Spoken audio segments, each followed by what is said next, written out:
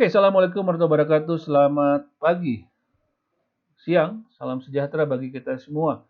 Video ini adalah video kedua dari dua video yang memang saya rencanakan untuk pertemuan week ke-10, yaitu menyiapkan bahan pemanduan dan bagaimana presentasinya. Kali ini saya ingin sharing dan menyampaikan satu teknik presentasi atau teknik bercerita menyampaikan sesuatu dengan cara storytelling. Sebelumnya kita sudah belajar bagaimana konten dibedah. Oke, tadi juga di video pertama saya ingatkan, saya recap bagaimana konten fact and figure yang pertama, fun fact lalu in depth. Kita tidak terlalu membahas bagaimana personal, tidak terlalu membahas bagaimana yang lain-lain ya, karena matriks itu ada 5 sebenarnya dan bisa berkembang jadi 6 atau besar. Tapi 3 saja untuk mahasiswa UPW Politeknik Negeri Bandung sehingga Anda bisa lebih belajar. Kali ini kita akan membahas storytelling. So, how do you present the idea? How do you explain the message, the storytelling? We use storytelling. Oke, ini banyak banget di internet. Anda buka di YouTube itu dikasih tahu caranya. Be a good guide itu, a better guide, apalah saya lupa linknya. Nanti saya kasih beberapa di sini. Itu bisa Anda pakai. Jadi video ini hanya video pengantar pendahuluan deh. Bagaimana Anda belajar, tapi saya pengen Anda kuasai ini. Guide-guide yang luar biasa keren. Saya pengen cerita nanti pas online ketika saya bawa angkatan 2000 berapa ya? 11 atau 10. Ketika saya baru masuk dulu Polban setahun 2 tahun, saya bawa mahasiswa sekarang udah pada jadi dosen tuh mahasiswanya ya, ke Bali. And then the guide is very senior banget, profesional dalam storytelling. Cerita banyak tentang hidup, tentang Bali, tentang dia, tentang suku Bali, apapun. Pulang dari tur menangis mahasiswa saya dan saya baru lihat, keren ini. Menangis karena dia seperti bapaknya bercerita. That's storytelling, the power of storytelling. Oke. Nah, sedikit teori karena ini adalah kelas teori. 4Ps in storytelling. Ada yang disebut dengan people, place, plot, dan purpose. Oke, ini diambil juga dari marketing ini ya. 4P of marketing. People, place, promotion ya kalau di marketingnya. Kami di sini people, place, plot, purpose. Tapi saya sih senangnya purpose di depannya dulu ya sebenarnya. Tapi boleh lah people dulu, place biar lebih dengar. Tapi ini Anda boleh ingat, boleh dipakai tidak terlalu harus juga ya. Tapi ada orang cerita itu biasanya ada tempatnya, ada plotnya mau bagaimana. Lalu ada tujuannya. That's the end. Kalau Anda bercerita itu apa sih maksudnya? Anda mau ngapain sih? Mau jualan, mau cerita, mau bikin mereka berkesan. Anda harus tentukan. Okay, so people, place, plot, purpose. Ada cari-cari people itu seperti apa? Cari orangnya, siapa, bagaimana didalami. Place-nya bagaimana? Anda bisa main ke sana. Plotnya seperti apa? Purpose seperti apa? Oke, ini ada nih satu contoh yang nanti kita bisa main di mural. Nanti saya ingin banget kita coba pakai mural. Aplikasi yang namanya mural. Mike Ultra Romeo Alpha London. I don't know, is it double Romeo or one Romeo? I think it's one mural, Mike Ultra Romeo Alpha London. So, ini Anda tulis saja, dia ada kanvas yang namanya storytelling. Design a better business ya punya sebuah kanvas yang bukan hanya dipakai untuk guide, tapi untuk Anda bercerita bagaimana bisnis Anda bisa Anda sampaikan. Ya, ini bisnis tapi juga bisa hubungannya dengan storytelling. Subjeknya apa, goalnya apa dari storytelling Anda dan siapa yang ingin mendengarkan audiens. Before-nya bagaimana, skin-nya bagaimana ya, plot termasuk plotnya, nanti make your point, Anda masuknya kemana, aha momennya ya, saya pernah cerita, how do you create aha moment, conclusion-nya di mana, dan apa sih yang ingin Anda dapatkan dari audiens, feel-nya, know-nya, want-nya, after they have experienced your story. Ini bisa dicoba nih. Di situ Anda ketemu, oh iya saya itu cerita diri saya pengen apa. Kebanyakan orang cerita but don't know what's the purpose. Tidak tahu goalnya apa cerita, mau ngapain. Mau bikin orang seneng, mau bikin orang bangga, apa. That's the main point ya. Subject, goal, audience. Jadi ada 3 yang di atas. So, apa sih story and storytelling? Let me check berapa lama. Udah 4 menit aja, 5 menit ya. Anda nanti baca lihat ya. Saya tidak akan terlalu banyak jelasin dulu. Minggu depan kita bahas deh detail kalau ada pertanyaan. What is story and storytelling? Sebuah cerita adalah narasi dari suatu kejadian atau rangkaian dari peristiwa. Bisa sejati atau fiksi. Jadi bisa yang truth atau fiction. So that's the main point. Narasi kejadian.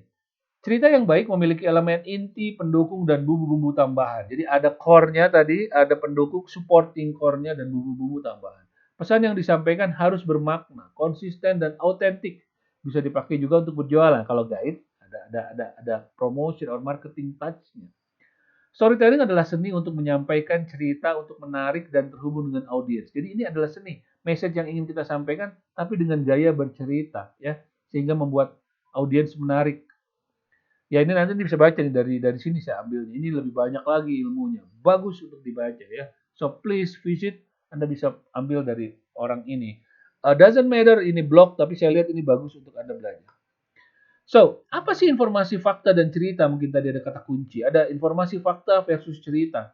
Kalau Anda cuma ngasih tahu bahwa 10.000 kilometer persegi luas kebun binatang ini atau luas taman satwa ini ada 400 tiger di dalamnya atau macan dan 85% diantaranya adalah sudah threatened, sudah terancam punah. Dibandingkan yang kedua, and then they scare the tiger instead of killing it. So, ada penekanan cerita di dalamnya tentang tempat ini.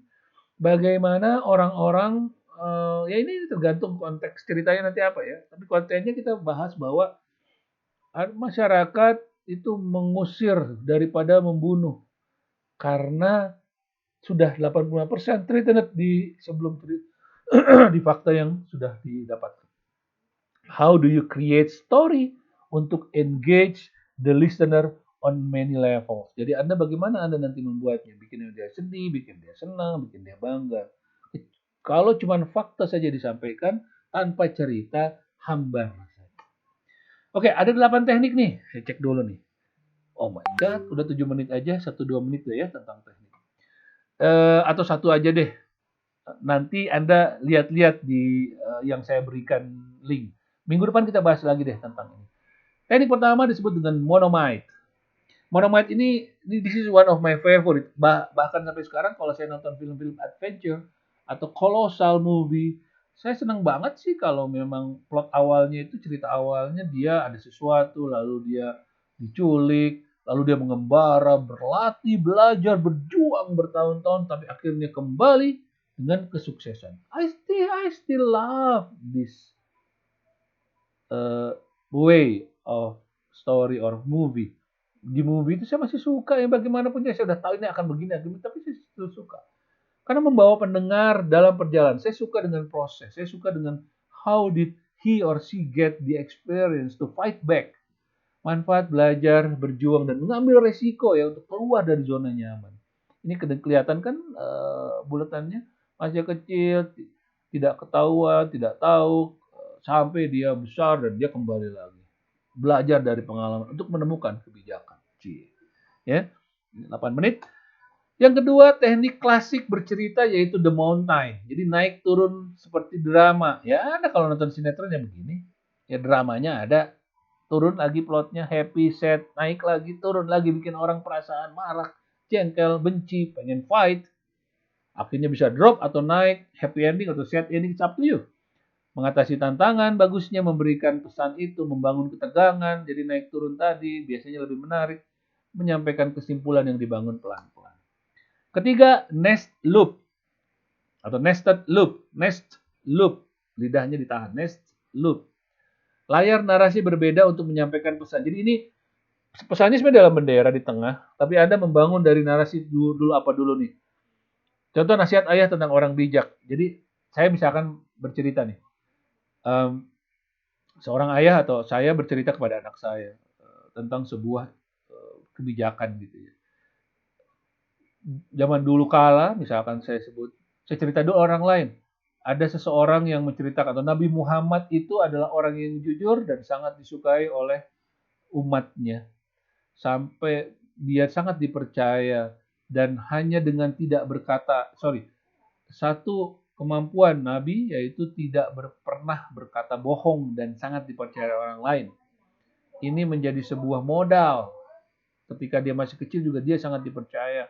Jadi semua orang percaya sama dia tentang sebuah hal yang perlu dijadikan dari integrasi ya, kepercayaan. Nah, lalu saya cerita yang kedua. Nah, zaman sekarang juga sama. Ayah selalu mencoba membangun kepercayaan itu.